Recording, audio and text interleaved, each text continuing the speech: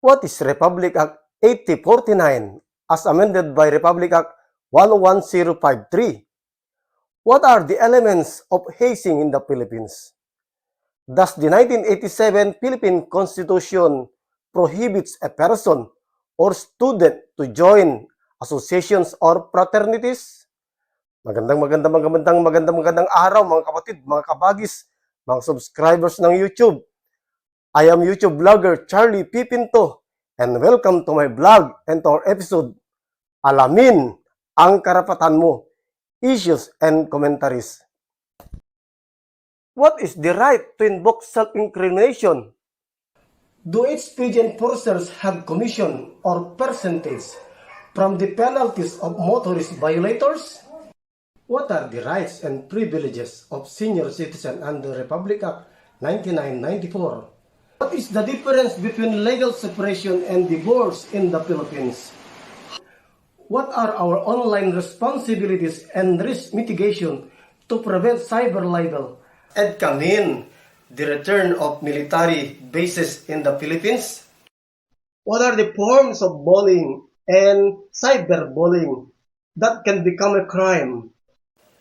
Who can avail a probation or parole? You go to jail for the violation of Batas Pambansa number 22. Sa mga bago pa lamang sa aking channel, subscribe, like, and comment. Charlie Pinto from Bigan City, Ilocos Sur. Salamat po, Yamanak. I am inviting all parents, school administrators, and students to watch this vlog in order for them to inform the advantages and disadvantages of a fraternity. What is Republic Act 8049 as amended by Republic Act 11053? This addresses the need to regulate the initiation rights of fraternities, sororities, and other organizations. This law was strengthened due to various tragic incidents resulting in injuries and deaths during hazing practices. The Republic Act 11053 or the Anti-Hazing Act of 2018 prohibits all forms of hazing for fraternities, sororities in schools. It defines hazing as any act that results in physical or psychological suffering as part of an initiation rite. Madami na ang mga nagiging biktima ng karahasan dahil sa initiation rite na ito ng hazing.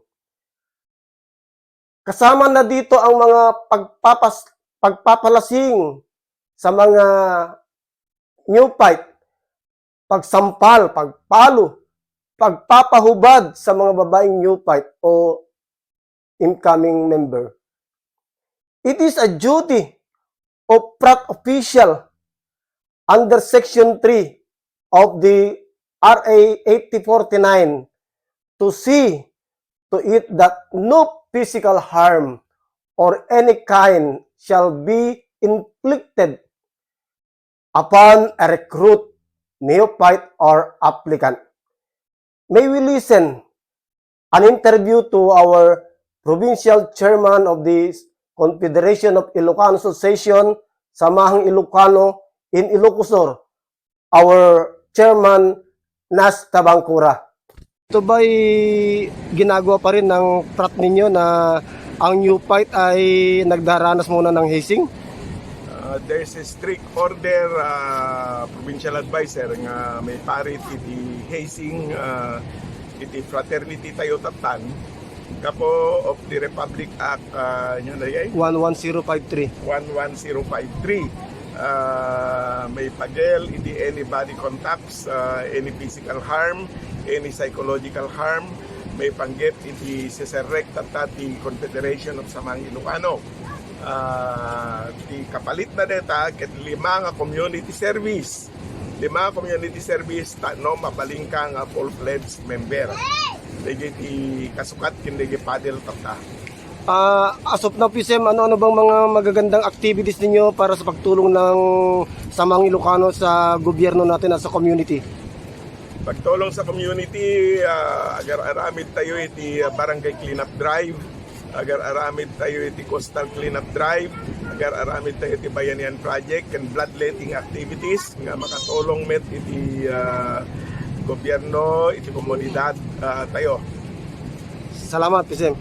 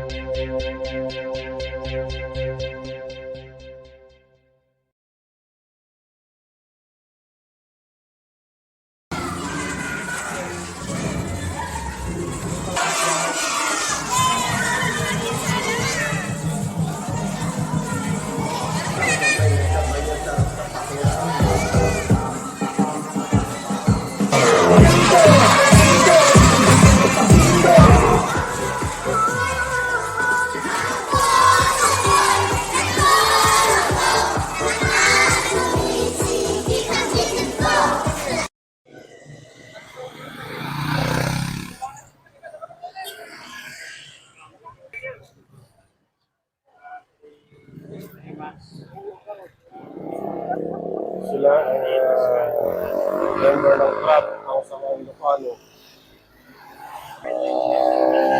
nagmamando ng trapiko para rito sa pagdiriwang ng undas.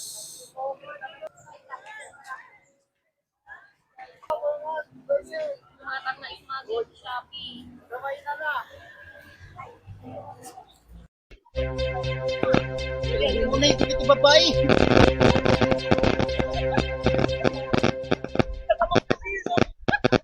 Exercise nyo ni Sir. Exercise nyo. Tanga may blood.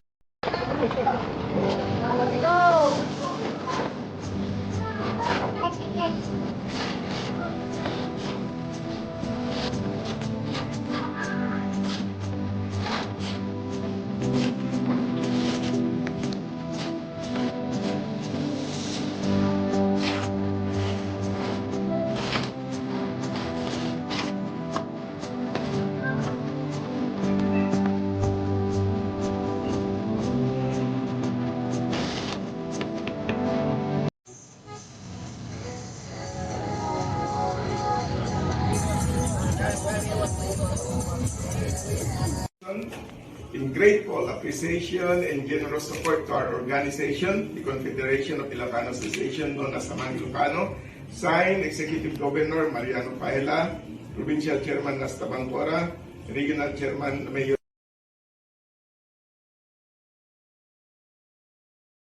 My dear YouTube subscribers, to let you know, I was also a member of the fraternity, which is the Samahang Ilocano, or what we call now Confederation of Samahang Ilocano Association, yung SI na tinatawag namin.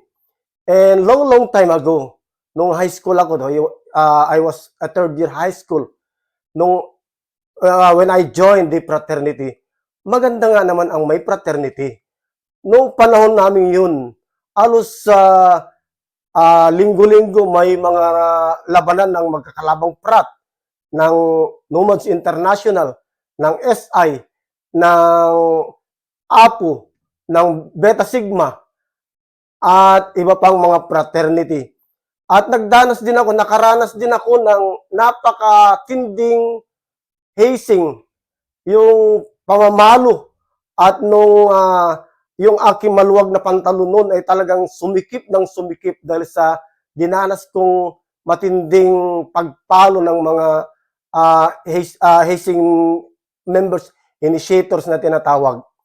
Pero ngayon ay wala na sa aming fraternity na Samahang Ilocano ang body contact. Wala na ang physical harm according to our provincial chairman Nasta Bangkora. Who is liable for hazing? The owner of the place where hazing is conducted shall be liable as an accomplice of a crime if he failed to take any action to prevent hazing. What are the elements of hazing in the Philippines? It can be classified to acts of violence, acts of humiliation, Ano ba ibig sabihin ng humiliation? Embarrassment o pagpapahiya, sexual-related acts, and alcohol-related acts, o yung tinatawag ko kanina na pagpapalasing. Kahit na hindi umiinom ang incoming member ay pinapainom hanggang sa malasing. Isa rin yung hazing. What is the maximum penalty for hazing in the Philippines? The penalty of reclusion perpetua or imprisonment of 20 to 40 years and a fine of 3 million pesos shall be imposed upon those actually planned or participated in the hazing. All officers of the fraternity who are actually present will be also penalized. Will also watch these recorded videos of hazing resulting to tragic deaths. Noong nakaraang buwan lamang, mayroong isang namatay na 18 years old sa probinsya ng Nueva Ecija. Panoorin natin. Nangingitim sa pasa ang likod ng hita at wala ng buhay. Ganyan ang lagay ng 18 anyos na si Ren Joseph Bayan nang dalhin ng dalawang lalaki sa kanyang bahay sa San Leonardo, Nueva Ecija kahapon. May pasa rin siya sa katawan. Walang tigil sa pag-iyak si Jennifer Bayan habang inaalala ang kanyang nasawing pamangkin na si Ren Joseph. Kwento ni Jennifer, ilang araw na ang nakararaan, nagpaalam si Ren Joseph na sasailalim sa initiation rites sa Tau Gamma Phi Fraternity sa kalapit bayan ng San Leonardo sa Nueva Ecija. Bago umalis, may hiling pangaraw si Ren Joseph sa kanyang tiyak. Pasapo yung maraming pasapo yung bata. Saan pong lugar may pangapasa? Sa hita, sa balakang niya dito, sa ganito niya. Tapos meron siyang kurot dito, dalawa, saka dito may kurot siya. Tapos yung tuhod niya gas-gas. Justice but not quite. This is how the Castillo family accepted the guilty verdict handed down by a Manila court against 10 members of Aegis Juris Fraternity for the death of neophyte Acho Castillo 7 years ago. Castillo died on September 17, 2017 after undergoing initiation rites at the fraternity's library. The Manila Regional Trial Court Branch 11 found all the accused, including frat leader Arvin Balag, guilty of violating the anti-hazing law of 1995. The frat men were sentenced to suffer reclusion perpetua and were ordered to pay more than 600,000 pesos as damages to the heirs of Acho. Before I forget, my dear subscribers, gusto ko mong ipagbigay alam sa inyo na ang international chairman namin, ang founder namin ng Confederation of Ilocano Association, Samaang Ilocano, or SIASI, ay si CPA lawyer, Attorney Julius Magno.